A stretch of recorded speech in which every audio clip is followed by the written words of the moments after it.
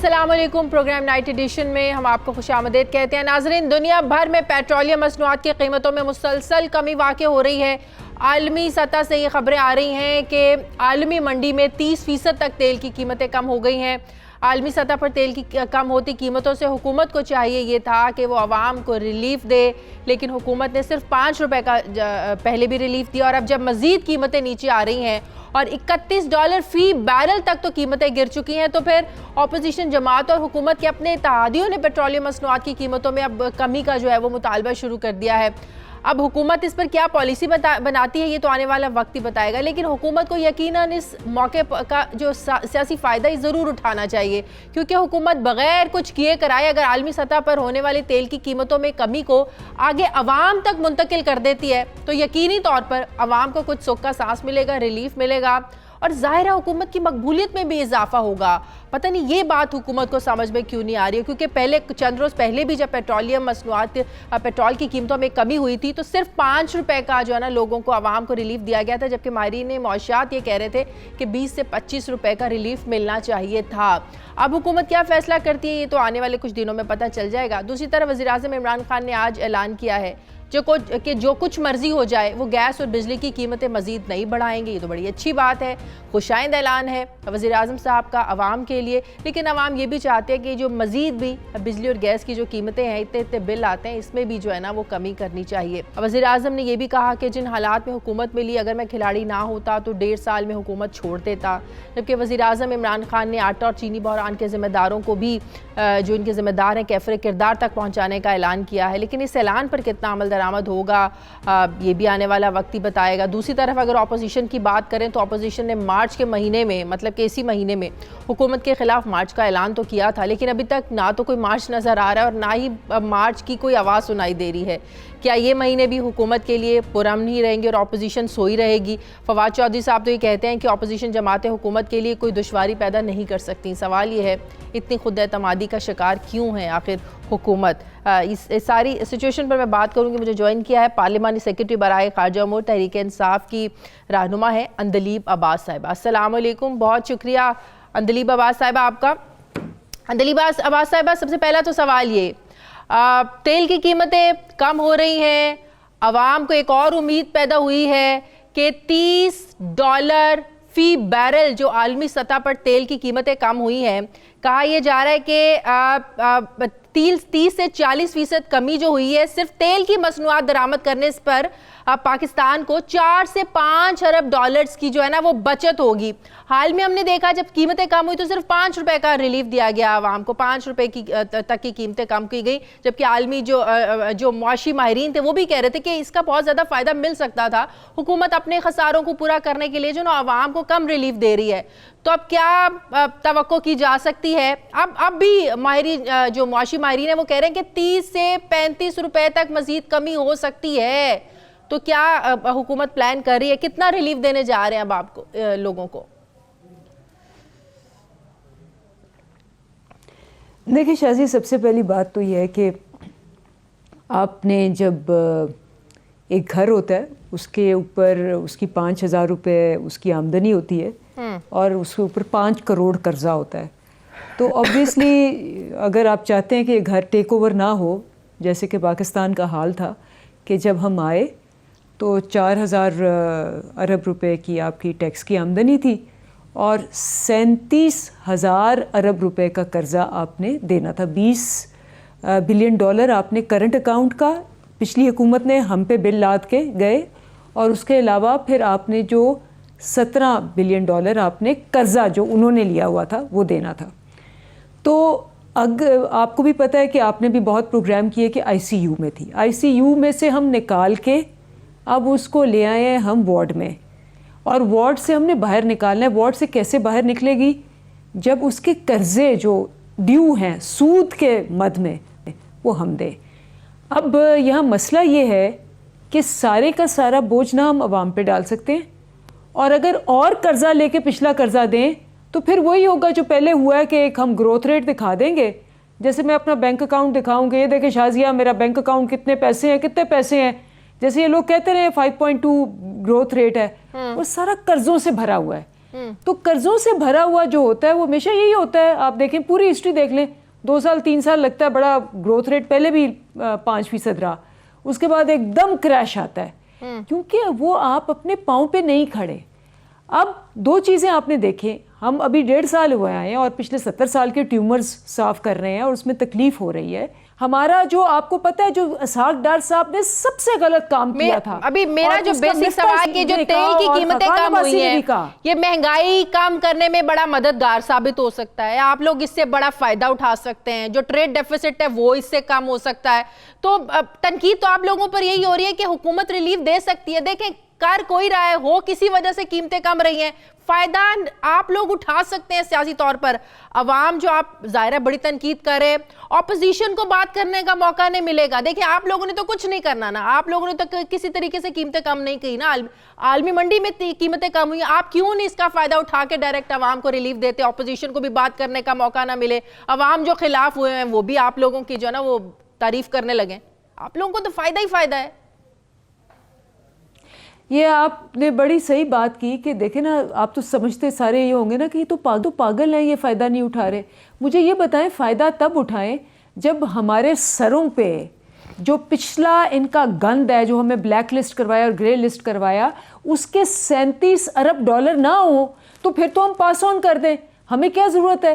واقعی آپ صحیح کہہ رہی ہیں, لیکن اگر قرضے اتنے ہیں کہ اگر واپس نہ کیا پھر آئی سی یو پہ چلے جائیں گے, پھر انسٹیبل ہو جائے گی پاکستان کی وہی نا جو بات میں کر رہی تھی, اپنے سارے پورے کرنے کے لیے عوام تک پورا ریلیف نہیں جانے دینا, وہی بات جو میں بھی پہلے کر رہی تھی. آپ لوگوں نے اپنے میں نہیں, بالکل آپ غلط کہہ رہی ہیں, بالکل غلط کہہ رہی ہیں. کیسے یہ خسارہ کس نے ڈالا ہے؟ یہ خسارہ جو ہے یہ حکومتوں نے, پچھلی حکومتوں نے جو ڈالا ہوا ہے. ہمارے پاس 2 چوائسز ہیں کہ یہ خسارہ رہنے دیں اور ہمارا ملک پھر بینکرپٹ ہو جائے اور پھر جو ڈالر ہے وہ 400 روپے پہ ہو جائے. جو بینکرپٹ ہوتے ہیں وہ دیکھیں نا کیا حال ہو رہا ہے ارجنٹینا وغیرہ کا, تو وہ آپ یہ کر لیں. یا یہ ہے کہ آپ اس کو آئی سی یو سے نکال کے جنرل وارڈ میں لگائیں, آپ تھوڑے اینٹی بایوٹک کریں, تھوڑی ریلیف بھی دیں, تھوڑی دوائیاں کم کریں اور تھوڑی میڈیسن بھی دیں. ابھی ہم 2nd سٹیج پہ ہیں. اگر ہم یہ سارے قرضے واپس ابھی بھی نہیں کریں گے ہم واپس اسی حالت میں آ جائیں گے جس حالت میں ہمیں ملی تھی. آپ کو پتہ نا صرف 15 دن کے ریزروز تھے 2018 میں, اور جب آپ کے پاس ریزروز نہ ہوں اس ملک کی سب سے بڑی پرابلم یہ ہوتی ہے. اسحاق ڈار نے 24 ارب ڈالر مصنوعی طور پہ لگا کے جو پاکستان کی اکانومی کو ڈیمیج کیا, جس کی خاقان عباسی اور مفتاح اسماعیل کہتے ہیں کہ اس کی پالیسی نے تباہ کر دیا. ایکسپورٹس 25 سے 20 ہو گئیں. اچھا یہ ساری چیزیں ہم کیسے ٹھیک کریں گے؟ ہم اس کا مطلب ہے آپ کی بات مل گیا کہ مزید عوام کو ریلیف نہیں ملنے جا رہا ہے. ٹھیک ہے, اب تھوڑا سا آگے بڑھتے ہیں, وقت کم ہے. نواز شریف عوام کو ریلیف نہیں سوری مزید عوام کو ریلیف بالکل ملے گی 2 طریقوں سے. ایک تو ہم نے پہلے بڑھائی نہیں اور اب 5 روپے بڑھائی ہے, اور بھی ہم 5 روپے کم کی ہے اور بھی کم کریں گے. اور سب سے بڑی بات کہ بجلی اور گیس کے بل ہم نے کہہ دیا ہے کہ ان کو نہیں بڑھانا. آپ لوگ 6 مہینے سے پیٹ رہے ہیں کہ وہ بڑھیں گے, 200 روپے کا ڈالر ہو جائے گا, آپ لوگ سب پیٹ رہے ہیں, نہیں ہوا. آج آپ اتنا بڑا کرونا وائرس ہے, ساری دنیا ڈوب گئی ہے, ہمارا کم ہوا اور پھر ریکور کیا. آپ یہ بھی دیکھیں, آپ یہ دیکھیں چائنا کی ایکسپورٹ بند ہو گئی ہے, انڈیا کی ایکسپورٹ کم ہوئی ہے, ہماری ایکسپورٹ 3.2% بڑھی ہے. آپ یہ بھی دیکھیں کہ پاکستان کا اس وقت نام یہ ہے کہ 2020 کی نمبر 1 ڈیسٹینیشن ہے ٹو وزٹ. باقی ساری ایئر لائنز, لیکن وہ آپ دیکھیں نا یہ جو مارکیٹ خراب ہوئی ہے کرونا وائرس کی وجہ سے ہوئی ہے, اس میں نہ کسی کا کوئی کمال ہے اگر اس سے کسی کو فائدہ ہو رہا ہے, اور اگر کسی کو نقصان ہو رہا ہے اس میں کسی کا کوئی قصور بھی نہیں ہے. کرونا وائرس جو پوری دنیا میں پھیلا ہوا ہے اسی کی وجہ سے سب کچھ ہو رہا ہے. تو صحیح کہہ رہی ہے نا پھر وہ آپ نے, تو آپ صحیح کہہ رہی ہیں. تو وہ جو کرونا وائرس ہے اس کی وجہ سے اگر آپ کے ان پٹ سپلائی, چائنا جو آپ کا سب سے بڑا بہت بڑی ٹریڈنگ, وہ پاکستان کے لیے مواقع اور کھلیں گے ظاہر ہے, سے سب کچھ بند کر دیا ہے تو آپ کے افیکٹ نہیں ہوں گے. صحیح. اچھا آپ نہیں تو جب لے ہی نہیں رہے, خرید ہی نہیں رہے یورپ, تو پھر کیا ہوگا؟ صحیح. یہ ساری اس وقت انسرٹنٹی ہے. ٹھیک ہے, اس لحاظ سے پاکستان نے بہت اچھا پرفارم کیا ہے. اگر آپ بنگلہ دیش دیکھیں, بنگلہ دیش بھی نیچے جا رہا ہے. کیا پیش رفت ہوئی ہے؟ کچھ پیش رفت بتائیں. قریشی صاحب نے تو خط لکھ دیا تھا نواز شریف صاحب کو واپس لانے کے لیے کیا پیش رفت ہوئی اب مزید؟ پہلی بات تو یہ ہے کہ ہم نے کورٹ سے بھی رجوع، there are two battles we are fighting. ایک تو obviously سب سے خوبصورتی تو آپ کو پتہ ہے انہوں نے کوئی ایکسٹریڈیشن ٹریٹی نہیں کی ہوئی تھی پچھلے 30 سال سے. تو وہ کس لیے نہیں کی تھی؟ کیونکہ ان کے سارے ایسٹس وہاں ہیں، ہمیشہ بھاگ جاتے ہیں باہر. تو ایکسٹریڈیشن ٹریٹی ابھی ہم کر رہے ہیں اور آپ کو پتہ ہے اس میں 1.5 سال تو لگتا ہے. دوسرا لیگل طریقہ یہ ہے کہ ہم نے اپنے کورٹ کو کہا ہے کہ جی وہ 8 ہفتے کے لیے گئے تھے، آج 18واں ہفتہ ہے، تو کورٹ آرڈر کرے کہ ان کو واپس بلایا جائے. اور ہم نے وہاں ہوم آفس کو بھی لکھا ہے کہ جی یہاں بیٹھے ہیں ہمارے کورٹ کی طرف سے یہ ہماری ریسٹرکشنز ہے، تو we are asking them to take some action on it. But having said that, بات وہی ہے، پہلے بھی یہ تھی، نہ شہباز شریف آئے نہ نواز شریف آئے. لیکن آپ لوگ کیسے کہہ سکتے ہیں وہ مقدمات کا سامنا کیا ہے، بیمار تھے، آپ لوگوں نے خود اجازت دی ہے جانے کی، ہر جگہ سے تصدیق کرنے کے بعد، انویسٹیگیشن کرنے کے بعد، آج بھی پرائم منسٹر نے کہا بھاگ گئے. کیسے بھاگ گئے؟ آپ لوگوں نے خود جانے دیا ہے، کیسے بھاگ گئے وہ؟ نواز شریف صاحب ابھی بھی کانوکٹ ہیں، ان پہ چارجز ہیں. کل پرسوں ان پہ تیسرا ریفرنس آپ نے دیکھا ہوگا، جو وہ تحفے لے کے بھاگ گئے تھے سارے. ہاں آپ کے سامنے تھا کہ انہوں نے کورٹ سے ایک ریلیف مانگی، کورٹ نے کہا کہ جی اگر ہیومینیٹیرین گراؤنڈز پہ آپ 8 ہفتے کے لیے ان کو جانے دے سکتے ہیں، ہم نے جانے دیا. تو اب چونکہ وہ 8 ہفتے 18 ہفتے میں ہو گئے ہیں تو اس پہ ایکشن لیا جا رہا ہے. ٹھیک ہے، بہت شکریہ عندلیب عباس صاحبہ میرے ساتھ ہی. ناظرین مجھے پروگرام میں ایک بریک لینی ہے، واپس آتے ہیں ایک وقت کے بعد.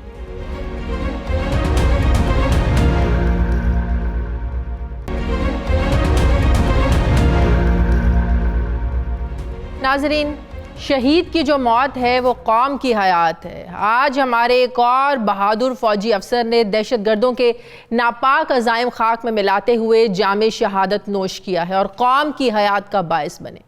کرنل مجیب الرحمان اور ان کی ٹیم نے ٹانگ کے قریب دہشت گردوں کے ٹھکانے کا گھیراؤ کیا تو دہشت گردوں نے فائرنگ کر دی، جس میں کرنل مجیب الرحمان شہید ہو گئے. فورسز کی جوابی کارروائی میں 2 دہشت گرد مارے گئے، جبکہ ان کے ٹھکانے سے بھاری تعداد میں اسلحہ اور گولہ بارود بھی برآمد کیا گیا ہے. ISPR کے مطابق شہید کرنل مجیب الرحمان کا تعلق ضلع استور سے ہے. صدر مملکت اور وزیر اعظم نے شہید کرنل مجیب الرحمان کو زبردست خراج تحسین پیش کیا ہے. دہشت گردی کے خلاف جنگ میں پاکستان کی قربانیاں بے شمار ہیں. ہم نے اس جنگ کی بھاری قیمت ادا کی ہے اور دنیا اس کی معترف بھی ہے. کرنل مجیب الرحمان دہشت گردی کے خلاف جنگ کے پہلے شہید افسر نہیں ہیں، بلکہ کئی جنرلز نے اپنی جانوں کا نذرانہ پیش کیا ہے. ان میں میجر جنرل بلال عمر، میجر جنرل جاوید سلطان، میجر جنرل ثناء اللہ خان نیازی اور لیفٹیننٹ جنرل مرزا مشتاق بیگ کے نام نمایاں ہیں. اس کے علاوہ بریگیڈیئر عبدالرؤف، کرنل منصور، لیفٹیننٹ کرنل فخر، لیفٹیننٹ کرنل منظور سعید، میجر زاہد سمیت ہزاروں فوجی ہیں، جوان ہیں، پولیس افسر اور اہلکار بھی وطن عزیز پر اپنی جان نچھاور کر چکے ہیں. ایک اندازے کے مطابق دہشت گردی کی اس جنگ میں پاکستان نے 80,000 کے قریب اپنے لوگوں کی قربانی دی ہے. لاکھوں معذور ہوئے ہیں، گھر بار بہت سے لوگوں نے چھوڑے ہیں، مجبور ہوئے ہیں. اس جنگ سے ہماری معیشت کو 1.25 ارب ڈالر کا نقصان بھی ہوا ہے. لیکن ہم دہشت گردوں اور ان کے سہولت کاروں اور تخریب کاروں کو ختم کرنے کے لیے آج بھی پرعزم ہیں. اس کے لیے پاک فوج نے ملک بھر میں مختلف آپریشنز کیے، جن میں آپریشن خیبر 4، آپریشن ضرب عزم، نیشنل ایکشن پلان، آپریشن راہ راست، آپریشن المیزان، راہ حق، آپریشن راہ نجات اور آپریشن رد الفساد قابل ذکر ہیں. آپریشن رد الفساد جسے شروع ہوئے 22 فروری کو 3 سال ہو چکے ہیں. اس کے تحت 1,49,000 سے زائد انٹیلیجنس آپریشنز کیے گئے، 3,800 سے زائد خطرات کے انتباہ جاری کیے گئے. سیکیورٹی فورسز انٹیلیجنس اداروں نے دہشت گردوں کے 400 سے زائد مذموم جو منصوبے تھے ان کو ناکام بنایا. فوجی عدالتوں نے 344 دہشت گردوں کو سزائے موت دی. یہی وجہ ہے کہ وطن عزیز میں 95% سے زائد دہشت گردی کے واقعات ختم ہو چکے ہیں اور بزدل دہشت گرد بھاگنے پر مجبور ہیں. کل کے اس واقعے پہ میں بات کروں گی. جنرل ریٹائرڈ امجد شعیب صاحب دفاعی تجزیہ کار، انہوں نے مجھے جوائن کیا. السلام علیکم. بہت شکریہ جنرل صاحب آپ کا. جنرل صاحب، آپریشن رد الفساد کو 3 سال ہو چکے. پاک فوج کا بڑا یہ کامیاب آپریشن, جیسے کہ میں نے کہا کہ 95% 95% تک جو ہے نا وہ دہشت گردی کے واقعات, دہشت گردی کی جو علامات, ان کو ختم کر دیا گیا ہے, جس کی وجہ سے پاکستان پر دنیا کا اعتماد بھی بڑھا ہے. یہاں پہ کھیلیں بھی ہو رہی ہیں, سیاحت کے حوالے سے پاکستان بڑا پسندیدہ ملک بن گیا ہے.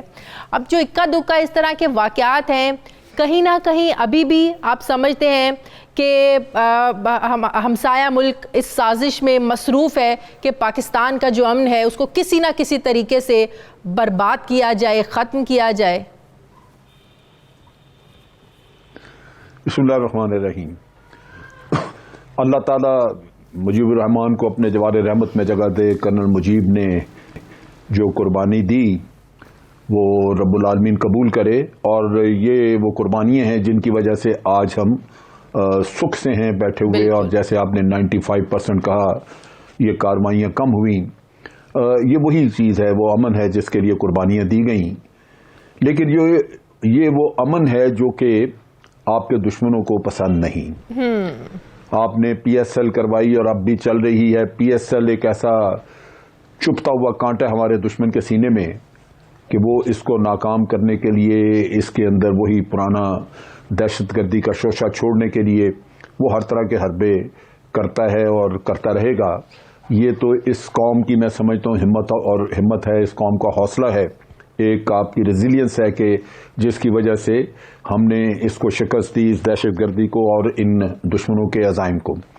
اب دیکھیے کہ امن معاہدہ افغانستان میں ہونے جا رہا ہے, لیکن اس کو خراب کرنے کے لیے کچھ سپوائلرز موجود ہیں, کچھ تو افغانستان میں ہی اور کچھ آپ دیکھ لیجئے کہ بھارت NDC یہ کہ ان کا NDS اور را ان کا جو نیکسس ہے وہاں پہ, وہ انہوں نے وہاں پہ بھی افغانستان میں بھی آپ دیکھیے کہ وہاں پہ امان خراب کرنے کی کوشش کی ہے, اور یہاں بھی.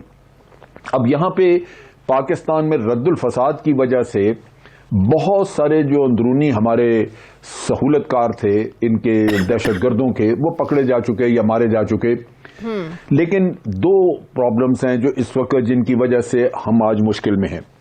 ایک تو یہ کہ یہاں وہ لوگ جو ہماری قربانیوں کو سراہنے کے بجائے وہ یہ نعرہ لگاتے ہیں کہ یہ جو دہشت گردی ہے اس کے پیچھے وردی ہے. میری نظر میں وہ سہولت کار ہیں, ورنہ یہاں پہ آ کے دہشت گرد اتنی بڑی مقدار میں اسلحہ اکٹھا کر دے, دہشت گرد آ کے وہاں بیٹھے ہوں اور ان کے پاس ہر طرح کا کمیونیکیشن کا اکوپمنٹ ہو اور اس علاقے میں کسی کو خبر نہ ہو. یہ یہاں پہ سہولت کار بھی ہیں اور ابھی بھی یہ خدشات ہیں. آپ دیکھیں جو ٹانک ہے یہ افغان بارڈر سے فاصلے پر ہے, لیکن خدشات ابھی بھی موجود ہیں کہ بارڈر کے اس پار سے ہی دہشت گرد پاکستان میں داخل ہو رہے ہیں اور سہولت کار یہاں موجود ہیں. ہوتا ہی وہاں پہ ہے, وہاں پہ بالکل سہولت کار یہاں پہ ہے اور وہاں سے, اور سہولت کار وہی ہیں جو قوم کو دھوکہ دے رہے ہیں اور قوم کی توجہ کسی اور طرف کے. جناب یہ جو دہشت گردی ہے اس کے پیچھے وردی ہے, بھلا یہ کوئی سوچ سکتا ہے, اور یہ وہی سوچ سکتا ہے جو دہشت گردوں کی مدد کر رہا ہو. جس طرف آپ اشارہ کریں, جس نعرے کی آپ نے بات کی, ہم نے دیکھا آج جو وہاں پر حلف برداری کی تقریب ہوئی اور اسی وہی کچھ لوگ جس نعرے کی آپ بات کریں, جو نعرہ لگا رہے ہیں, ان کو وہاں کے ہیلی کاپٹر آ کر جو ہے نا وہ لے کر جاتے ہیں, افغان فورسز کے ہیلی کاپٹر آ کر یہاں سے لے کے جاتے ہیں. تو آپ دیکھ لیں کہ ڈانڈے سارے کہاں جا کر مل رہے ہیں. میں تو وہی کہہ رہا ہوں کہ ان کا تعلق, ان کی فنڈنگ جہاں سے آ رہی ہے, یہ کوئی ڈھکی چھپی چیزیں نہیں ہیں. بالکل. آپ امریکہ میں دیکھیے یہ حسین حقانی کے ساتھ نظر آتے ہیں, یہاں دیکھیں تو یہ NDS کے لوگوں کے ساتھ نظر آتے ہیں, اور آپ دیکھیے VIP ٹریٹمنٹ ان کو, یعنی یہاں سے کسی حکومتی ارکان میں سے کسی کو انوائٹ نہیں کیا گیا, لیکن یہ انوائٹڈ ہیں جو آپ کے ملک کے دشمن ہیں. تو یہ, لیکن اس میں مورد الزام ٹھہراتا ہوں PTI کی گورنمنٹ کو. ان کی حکومت ہے KPK میں, اور وہ پختون حکومت ہے, پختونوں نے ووٹ دیے, پختون ہی آئے, اور پھر انہی کے ناک کے نیچے بیٹھ کے وہ پختونوں کے حقوق کی بات کریں اور رونا روئیں جناب پختون تحفظ موومنٹ. کس بات کا تحفظ؟ یہ جو وہاں پہ گورنر اور وہاں پہ جو وزیر اعلیٰ بیٹھا ہوا ہے یہ پختون نہیں ہے. ایک ہمارے یہاں یہ بھی چنا کہ جب تک مہاجرین جنرل صاحب یہاں سے نہیں چلے جاتے, دہشت گردی مکمل طور پر یہاں سے ختم نہیں ہو سکتی. کیا پتا جہاں پر مہاجرین ہے, کیا پتا ان میں بیچ میں آ کر کے رہتا ہے, کوئی دہشت گرد ہے, کون ہے, تو اس چیز کو فوکس کرنا بہت زیادہ ضروری ہے. آپ کس حد تک اس بات سے ایگری کرتے ہیں کہ ایک بہت بڑی وجہ ہے کہ یہاں سے دہشت گردی ختم نہیں ہو سکتی؟ دیکھیں یہ بہت بڑی وجہ ہے, بالکل ہے, لیکن آپ یہ دیکھیے کہ اگر وہاں پہ چارسدہ میں ایک جلسہ ہو, پی ٹی ایم جلسہ کرے اور لوگوں کو اکٹھا کر کے گمراہ کرے کہ آپ کے حقوق مارے گئے, آپ کو یہ ملک جو ہے یہ آپ کے لیے کچھ نہیں کر رہا, آپ کو تو یہ سزا, وہ یہ پرابلم, تو حکومت تو انہی کی ہے.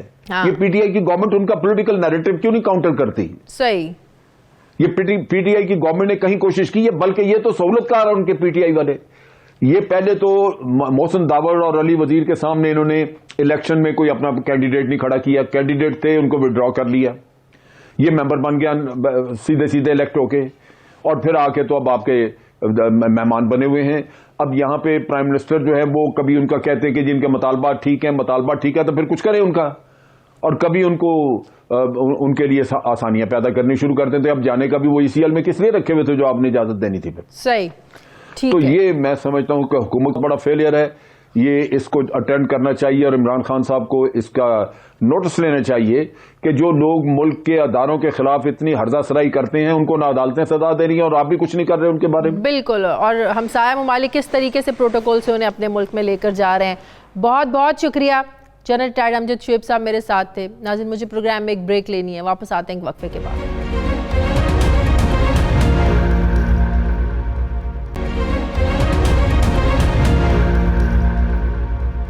ناظرین, دنیا کی تاریخ میں ایسا شاید پہلی بار ہی ہوا ہو کہ ایک ہی ملک میں ایک ہی آئینی عہدے کے لیے دو تقریبات ہوئی ہوں اور دو مختلف شخصیات نے صدارت کا حلف اٹھا کر متوازی حکومتیں قائم کرنے کا دعویٰ کیا ہو.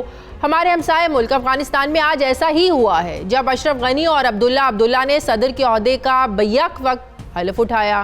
اشرف غنی, جنہوں نے دوسری مدت کے لیے صدر کے عہدے کا حلف اٹھایا, ان کی تقریب کے دوران راکٹوں سے حملے بھی ہوئے. اس دوران وہ خطاب کر رہے تھے, لیکن انہوں نے اپنی جگہ نہیں چھوڑی اور شرکاء سے کہا کہ انہوں نے کوئی بم پروف جیکٹ نہیں پہن رکھی ہے. یہ حملہ افغان عوام پر کیا گیا ہے, اور یہ کہ طالبان اور داعش کا آپس میں تعلق ہے. انہوں نے ساتھ یہ بھی کہا کہ مذاکراتی ٹیم منگل تک تشکیل دے دی جائے گی جو افغان طالبان سے مذاکرات کرے گی. دوسری طرف عبداللہ نے بھی افغان صدر کی حیثیت سے حلف اٹھایا آج, اور ان کی تقریب میں کوئی حملہ نہیں ہوا, لیکن جمعے کو جس اجتماع میں وہ موجود تھے اس میں شدید فائرنگ ہوئی جس سے وہ بال بچ گئے تھے. تاہم حملے میں 30 سے قریب افراد جاں بحق ہوئے تھے. دوسری طرف امریکی نمائندہ خصوصی زلمے خلیلزاد جو اشرف غنی کی تقریب میں موجود تھے, آخری وقت تک دونوں رہنماؤں کو آج کی حلف برداری کی تقریب مؤخر کرنے کا کہتے رہے, لیکن اس میں وہ کامیاب نہیں ہو پائے.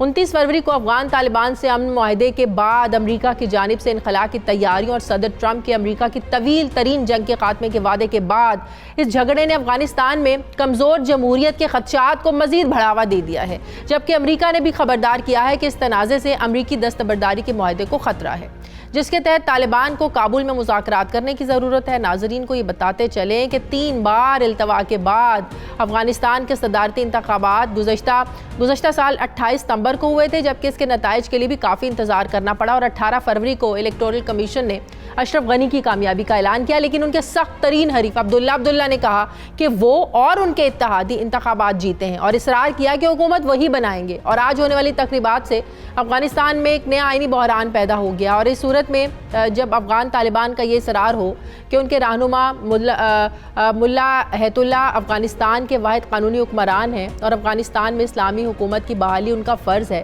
دوسری طرف امریکہ طالبان معاہدے کے تحت کابل حکومت کی جانب سے 5000 قیدیوں کو رہا کرنے کی شرط پر عمل درآمد کے لیے کوئی عملی قدم نہیں اٹھایا گیا ہے. اس مطالبے کو اشرف غنی نے پہلے ہی مسترد کر دیا تھا اور پھر وہ اس کے لیے تیار ہو گئے تھے, لیکن ساتھ میں یہ شرط بھی رکھی کہ طالبان پھر سے عسکری قوت کا استعمال نہیں کریں گے. طالبان میں 2 متوازی حکومتوں کا قیام, امن معاہدہ, اور کیا افغانستان میں طالبان پھر سے اقتدار میں آ جائیں گے, میں بات کروں گی.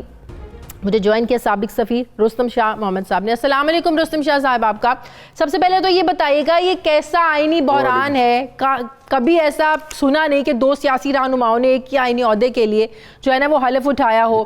تو لگتا ایسا ہے کہ وہاں کے سیاسی رہنماؤں کے لیے پیس پروسیس سے زیادہ اپنا صدارتی عہدہ زیادہ جو ہے نا وہ اہمیت کا حامل ہے, اس کی زیادہ امپورٹنس ہے. ان کے نزدیک جو پیس پروسیس ہے اس کے لیے مزید کیا اقدامات کرنے ہیں, کیسے اس کو آگے لے کر چل رہے ہیں, اس کی لگتا پرواہ نہیں ہے. تو کیا آپ مستقبل دیکھ رہے ہیں اس امن معاہدے کا اور ان کا جو اندرونی ایک سیاسی معاملہ چل رہا ہے؟ یہی المیہ ہے کہ ان کو اپنی ساکھ کی, اپنی پوزیشن کی, اپنے پاور کی, اپنے انفلوئنس کی, اپنے کنٹرول کی فکر پڑی ہے. ان کو امن معاہدے کی کوئی فکر نہیں ہے, اور وہ یہ بھی سمجھتے ہیں کہ آنے والے دنوں میں شاید وہ بالکل سائیڈ لائن ہو جائیں. اس لیے اپنی قیمت بڑھانے کے لیے, اپنے اسٹیکس بڑھانے کے لیے وہ ایسی حرکتیں اب کر رہے ہیں. اصل میں اگر آپ دیکھیں, کاغذ پہ دیکھیں تو کوئی بحران نہیں ہے, کیونکہ اشرف غنی کو انڈیپینڈنٹ الیکشن کمیشن نے صدر ونر ڈکلیئر کر دیا ہے. انہوں نے کوئی 9,50,000 ووٹ لیے تھے, عبداللہ نے کوئی 7.5 لاکھ ووٹ لیے تھے. تو ان کو تو فاتح قرار دیا گیا ہے, تو وہی حکومت بنائیں گے, وہی حکومت ریکگنائز بھی ہوگی, امریکہ بھی ریکگنائز کرے گا, پاکستان بھی کرے گا, ساری دنیا کے ممالک اسی کو کریں گے. عبداللہ نے تو فرسٹریشن میں اپنی حکومت بنانے کا اعلان کیا ہے, لیکن یہ حکومت رہے گی نہیں, نہ اس کو کوئی ریکگنائز کرے گا, نہ اس کی کوئی وہاں پذیرائی ہوگی, نہ اس کی کوئی ایکسیپٹیبلٹی ہوگی. اس لیے وہ برائے نام ہے, وہ صرف اپنی طاقت جتانے کے لیے, اپنے طاقت منوانے کے لیے اور کچھ پوزیشن حاصل کرنے کے لیے, جیسے 2014 میں جان کیری کی مداخلت سے ان کو ایک عہدہ مل گیا جو عہدہ افغانستان کے کانسٹیٹیوشن میں نہیں تھا, لیکن لوئے جرگہ بلا کے اس آفس کو کریٹ کیا گیا تاکہ وہ خوش ہو جائیں, ان کے ساتھ کام کر سکیں. کیونکہ امریکن سکیم جو تھی وہ فیل ہو رہی تھی, تو اس کو فیلیور سے بچانے کے لیے ان کو اکوموڈیٹ کیا گیا, ایک ایکسٹرا کانسٹیٹیوشنل پوسٹ کریٹ کی گئی. اب اس بار لگتا یہ ہے کہ لوگوں کو چونکہ معلوم ہو گیا ہے, رائٹنگ آن دا وال لوگوں کو پتا ہے, اس لیے اب امریکہ کی طاقت کے سامنے وہ ذرا جھک نہیں گئے, وہ اب ڈٹ گئے. وہ ڈٹ اس لیے گئے کہ ان کو معلوم ہے کہ یہ جو سسٹم ہے یہ شاید 6 مہینے چلے, 8 مہینے چلے, 9 مہینے چلے. اس کے بعد جو بھی حکومت ہوگی وہ طالبان کی ہوگی, اور اس میں باقی دھڑے بھی شامل ہوں گے. طالبان بھی یہ نہیں ہو سکتا کہ وہ صرف اپنی حکومت بنا لیں, وہ دن اب نہیں رہے. طالبان کو بھی ایک مخلوط ملٹی ایتھنک براڈ بیس حکومت بنانی ہوگی. تو طالبان کو کس سے رات کرنے, اشرف غنی سے, عبداللہ سے؟ ایک ظاہر ہے ڈومیسٹیکلی تو ایک سیاسی بحران تو ہے نا. اب اشرف غنی سے بات کریں گے, وہ جو ہو سکتا ہے کہ اشرف غنی اپنے ڈیلیگیٹ جو نامینیٹ کر رہے ہیں اس میں عبداللہ کے بھی بعض لوگ ڈالیں, ہو سکتا ہے کہ وہ ان کو بھی نمائندگی دے. لیکن آفیشلی تو انہوں نے یہ نہیں کہا کہ ہم صرف حکومت سے بات کریں گے. طالبان نے یہ کہا ہے کہ ہم سارے دھڑوں سے بات کریں گے. تو اگر اشرف غنی اپنی کوئی کمیٹی تشکیل دے, اس کے ساتھ ساتھ طالبان اور لوگوں کو بھی مدعو کر سکتے ہیں, انڈائریکٹلی ان کو میسج دے سکتے ہیں, اور جو باقی دھڑے ہیں جو اشرف غنی کے مخالف ہیں ان سے بھی ہو سکتا ہے کہ 3, 4, 5 لوگ وہاں پہ مذاکرات میں شریک ہو جائیں. لیکن اس سے پہلے تو قیدیوں کی بات ہے. جی, قیدی رہا ہوں گے یا کم از کم کل پروسیس شروع ہونا تھا, کل کی ڈیٹ دی گئی تھی. کل کی ڈیٹ تو دی گئی تھی, لیکن کل تک تو اب نہیں ہو سکتا. لیکن وہ پروسیس اگر شروع ہو جائے تو پھر مذاکرات پہ اس کا کوئی پازیٹیو اثر پڑ سکتا ہے. لیکن اگر یہ پروسیس شروع نہ ہو جائے تو میں سمجھتا ہوں کہ مذاکرات کا جو فیٹ ہے وہ بھی انسرٹن ہوگا, وہاں پر بھی کوئی بریک تھرو ہمیں نہیں مل سکے گا, کوئی بات آگے نہیں جائے گی. اچھا رستم شاہ صاحب, یہ مسئلہ اگر حل ہو جاتا ہے, طالبان مذاکرات کے لیے بھی تیار ہو جاتے ہیں, اشرف غنی کا دھڑا, عبداللہ کا دھڑا, تو اس کے بعد جو یہ پھر اسلامی جمہوریہ افغانستان اور اسلامی امارات افغانستان, آپ سمجھتے ہیں کہ ایک نیا مسئلہ کھڑا ہو جائے گا وہاں پہ پھر؟ نہیں, دیکھیے وہاں پہ تو ایک الٹرنیٹو حکومت بننی ہے. اب وہ کیسے بنے گی, یا تو مذاکرات کے نتیجے کے طور پر بنے گی, یا پھر اس کو آپ لوئے جرگہ بلائیں گے اس کے نتیجے میں بنے گی, یا پھر امریکن پریشر آئے گا اشرف غنی پہ, یا آخری صورت یہ ہوگی کہ امریکہ آہستہ آہستہ اپنی فوجیں نکالے. تو جیسے کہ ٹرمپ نے کل کے بیان میں کہا ہے کہ اگر امریکی فورسز وہاں سے نکلتی ہیں تو طالبان بزور قبضہ کر لیں گے اقتدار پہ. اور اشرف غنی نے 6 مہینے پہلے اپنی انٹرویو میں کہا تھا کہ اگر امریکن فورسز وڈرا ہو جائیں تو ان کی حکومت زیادہ سے زیادہ 6 مہینے تک قائم رہ سکتی ہے، کیونکہ ان کی حکومت امریکن ملٹری اور امریکن اکنامک ایڈ کی مرہون منت ہے. بالکل. اگر وہ کیونکہ ان کو تو 4.5 ارب ڈالر تو ان کو ملتے ہیں صرف فوج اور پولیس کے خرچے کے لیے، کچھ باقی پیسے ان کو ملتے ہیں ڈیولپمنٹل اس کے لیے. ان کا سارا جو دوبارہ اگر طالب حکومت وہاں پر قائم ہوتی ہے رستم شاہ صاحب، تو پھر یہ 18-20 سالوں کی جنگ سے امریکہ کو پھر حاصل کیا ہوا؟ جب وہاں پہ کوئی سیاسی استحکام ہی نہیں آنا، پھر حاصل کیا ہوا ان 20 سالوں میں؟ امریکہ تو جنگ ہار گیا ہے. امریکہ تو اس وقت جنگ ہارا جب انہوں نے طالبان کو تسلیم کر لیا اور طالبان کے ساتھ بات چیت پہ وہ راضی ہو گئے، کیونکہ پہلے دن سے شروع دن سے طالبان یہ کہتے رہے کہ ہم کابل کی حکومت سے تو بات نہیں کریں گے لیکن امریکہ سے بات کریں گے، کیونکہ آکوپیشن فورس ان کی ہے، انہوں نے قبضہ کیا ہوا ہے، انہوں نے ہماری حکومت کو ڈسمینٹل کیا ہے، تو ہم انہی سے بات کریں گے، اب کٹ پتلی سے بات نہیں کریں گے.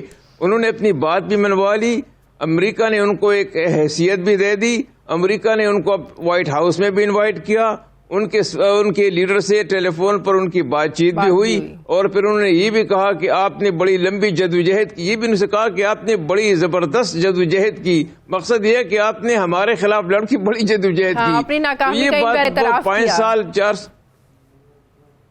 بالکل اعتراف بھی کیا اور لوگوں کو بتا بھی دیا کہ اگلی حکومت ان کی ہوگی، کیونکہ اب ہم ان کے قریب آ رہے ہیں، کیونکہ ہمارا جو سسٹم تھا 19 سال کے بعد وہ فیل ہوتا جا رہا ہے، اور ہم حکومت ایسے لوگوں کے ہاتھ میں چھوڑیں گے جو داعش کو ختم کر لے، جو وہاں پہ اوپیم کی پیداوار کو ختم کرے، جو وہاں سے ہیروئن ایڈکشن کو ختم کرے، جو وہاں پہ امن لائے، اور جو وہاں پہ یہ جو ہے نا یہ اہداف انہوں نے مقرر کیے ہیں.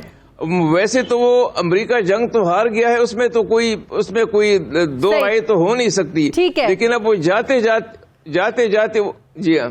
بہت بہت شکریہ سابق سفیر رستم شاہ محمد صاحب میرے ساتھ تھے. مجھے ناظرین پروگرام میں ایک بریک لینی ہے، واپس آتے ہیں وقفے کے بعد.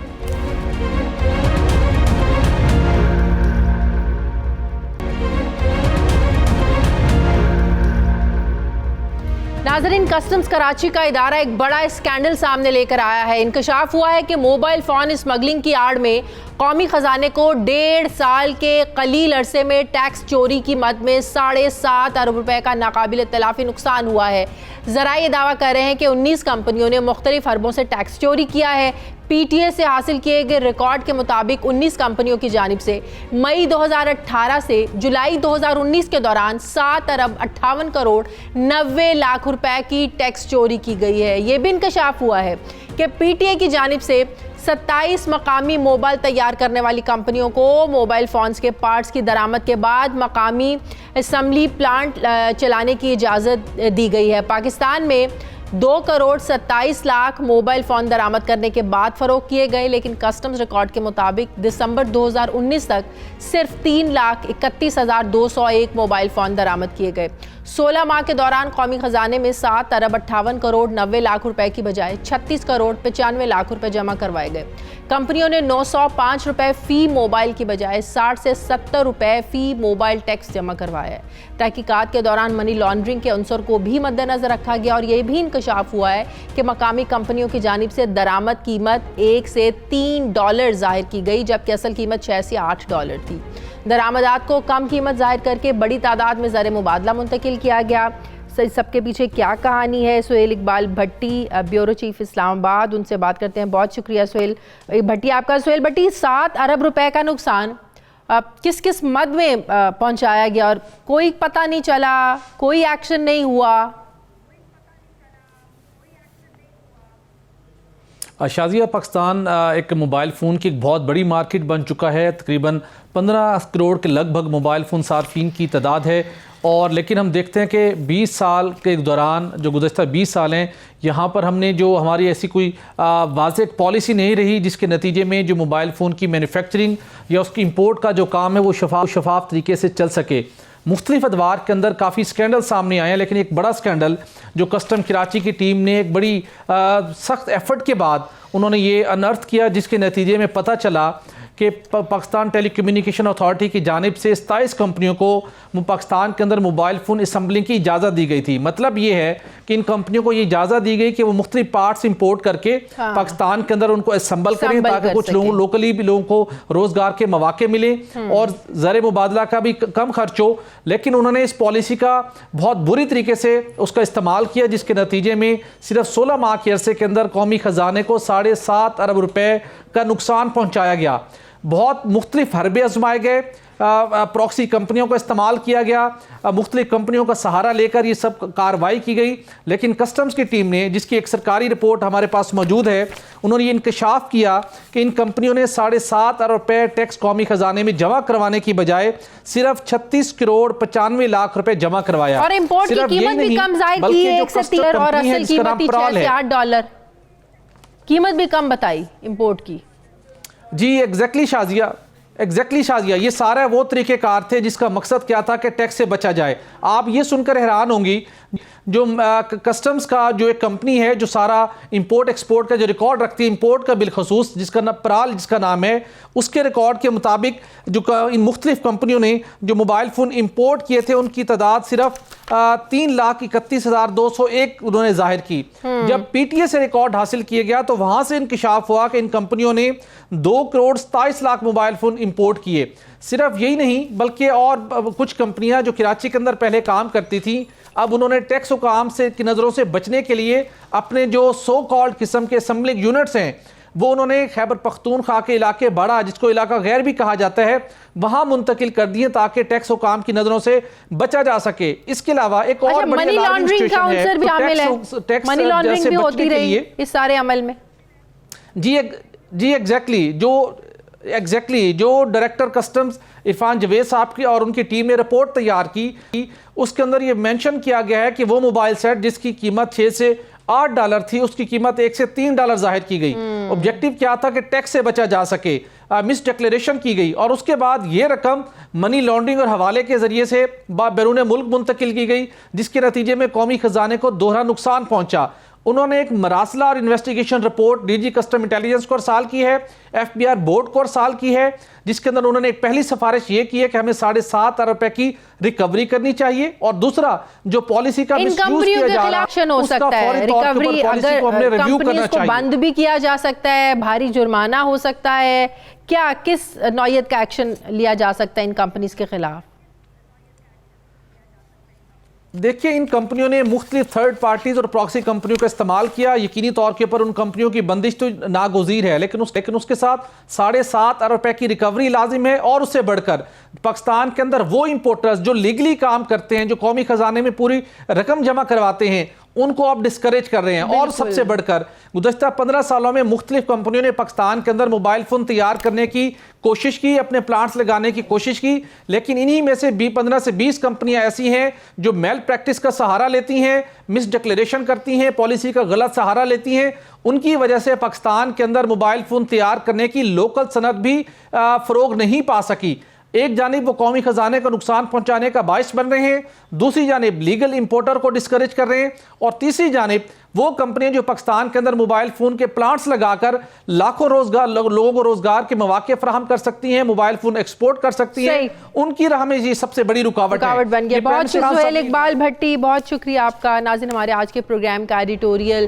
ناظرین کرونا کی تباہ کاریاں جاری ہیں، ایک وائرس کی وجہ سے دنیا بھر میں نظام زندگی درہم بھرم ہو گیا ہے، لوگوں کی سرگرمیاں محدود ہو گئی ہیں، کل کیا ہونا ہے کسی کو یہ خبر نہیں ہے، ہر کوئی خوف میں مبتلا ہے۔ دیکھتے ہی دیکھتے 109 ممالک کو اس مہلک وائرس نے اپنی لپیٹ میں لے لیا، اور دنیا بھر میں اس سے ہونے والی ہلاکتوں کی تعداد 3900 ہو گئی ہے۔ مہلک وائرس سے چین میں مزید 23 افراد موت کی منہ میں چلے گئے ہیں۔ چین میں وائرس سے ہلاکتوں کی تعداد 3120 تک پہنچ گئی ہے، جبکہ متاثرین کی تعداد 80,738 ہے۔ اٹلی کی 25% آبادی کو قرنطینہ میں منتقل کر دیا گیا ہے، جبکہ ایک ہی روز میں 133 اطالوی جو ہے نا وہ موت کے منہ میں چلے گئے ہیں۔ ایران میں گزشتہ ایک روز میں 49 افراد لقمہ اجل بنے ہیں۔ ایران میں 193 افراد اب تک موذی وبا سے ہلاک ہو چکے ہیں۔ جنوبی کوریا میں 3 مزید جو افراد ہیں وہ کورونا کی وجہ سے ہلاک ہو گئے ہیں۔ امریکہ میں بھی کورونا وائرس کے 13 نئے کیسز سامنے آئے ہیں۔ بھارت، سعودی عرب، کینیڈا اور جارجیا میں بھی کورونا وائرس کے کیسز سامنے آ رہے ہیں۔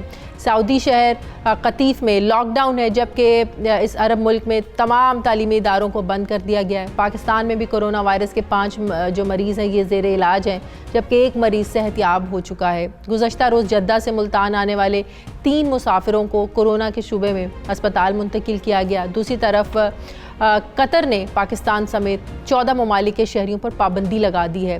کورونا وائرس جس تیزی سے پھیل رہا ہے، اس میں ہم سب کو احتیاط جو ہے وہ کرنے کی ضرورت ہے، اور اس سلسلے میں حکومت جہاں اقدامات کر رہی ہے، وہاں انفرادی طور پر بھی ہم سب کو ذمہ دار شہری ہونے کا ثبوت دینا چاہیے اور ان تمام اقدامات میں تعاون کرنا چاہیے جس سے ہم اس مہلک وائرس سے بچ سکیں اور دوسروں کو بچا سکیں۔ ناظرین، یہ تھا ہمارا آج کا پروگرام کے لیے فیڈ بیک ضرور دیجیے گا۔ میری آپ سے ملاقات ہوگی کل، اپنا خیال رکھیے گا، اللہ حافظ۔